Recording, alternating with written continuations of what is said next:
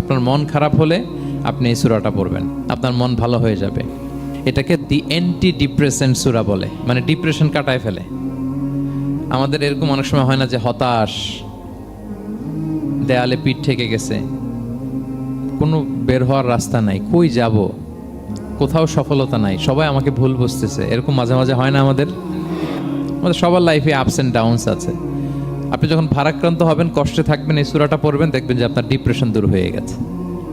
তো আল্লাহর হাবিব সাল্লাল্লাহু আলাইহি ওয়াসাল্লাম যখন এরকম ভারাক্রান্ত ছিলেন, চিন্তিত ছিলেন, তখন আল্লাহর হাবিব সাল্লাল্লাহু আলাইহি ওয়াসাল্লামকে চিন্তামুক্ত করবার জন্য আল্লাহ তাআলা এই চমৎকার সূরাটি নাজিল করেছেন। আল্লাহ নাজিল করলেন, আউযু বিল্লাহি মিনাশ শাইতানির রাজিম, বিসমিল্লাহির রহমানির রহিম, ওয়াদ-দুহা ওয়াল-লাইলি ইযা সাজা মা ওয়াদ্দাআকা রাব্বুকা ওয়া মা ক্বালা ওয়ালাল আখিরাতু খায়রুল লাকা মিনাল উলা ওয়ালা সাওফা ইউতিকা রাব্বুকা ফাতারদা।